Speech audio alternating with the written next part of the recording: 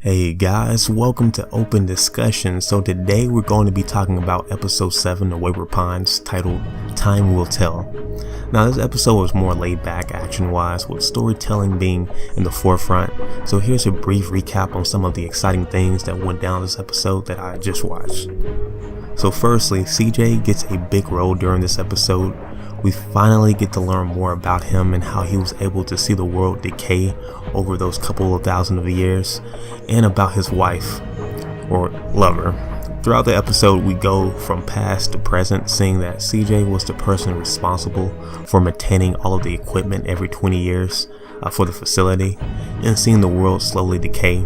He also sees the slow transition of a human who looks to be forming into an Abby that we know today. Those scenes were done well because you feel bad for the human who's slowly transforming, but at the same time you slowly start to notice his primal instincts that could definitely be a threat to CJ, which he had to neutralize. CJ also hallucinates about his lover while playing chess alone during the episode flashback, and we find out that she doesn't make it to the future installation that Pilcher would have set up. When the thousands of years pass and CJ wakes everyone up, we see that he may have second thoughts about everything, especially seeing that the Abbeys are alive and well, and seem to have a settlement that Pilcher wants to destroy to create Wayward Pines on. This scene is also important because it shows again that the Abbeys aren't just some brain-dead animals, and that they may in fact be targeting Wayward Pines so much because that was one of the original sediments in that area that was taken from them. Now going back to the present, we have Theo and Megan back at it again, arguing over the female Abby Margaret and if she's intelligent and whatnot. Theo finally starts to make some leeway, however, when he starts to communicate with the Abby with cards, which I thought was pretty cool, demonstrating, friend, leader, yes and no and whatnot. Things seem to be going forward when Theo opens up one of the cages of the Abbey, and the Abbey doesn't bite him. Well, doesn't bite him immediately.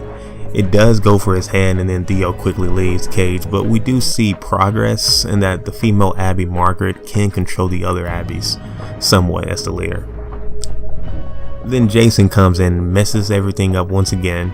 Instead of understanding the progress that Theo tried to explain to him about how smart the Abbeys really are and communicate, he instead shoots them all in the head.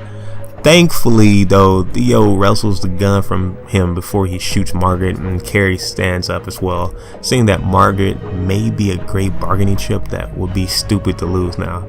Jason storms off and Megan is there not saying a word. So after that scene, we see Theo leaving to get some more rest, I think, and also just to think, and he takes a gun too, which is smart because he's going to need some protection when everything goes to hell.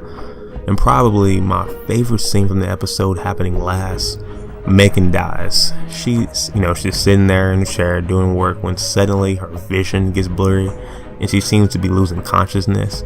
She looks down and there's blood everywhere below her. She tries to go back and we see that Margaret escaped from the cage. Apparently she sees the passcode when Theo went into the cage earlier, and after escaping cuts a pretty good artery or something on Megan's leg, and since she can't feel anything down there, she slowly bled out. The episode ends with Margaret walking out of the lab, and it looks like she's out to escape and to get some revenge. A pretty good episode in the series story-wise that sets up a lot of things for the next episode that looks to be more action-packed. So what were your thoughts on the episode? This is an open discussion, so please feel free to leave your comments and or questions about the episode in the comment section below.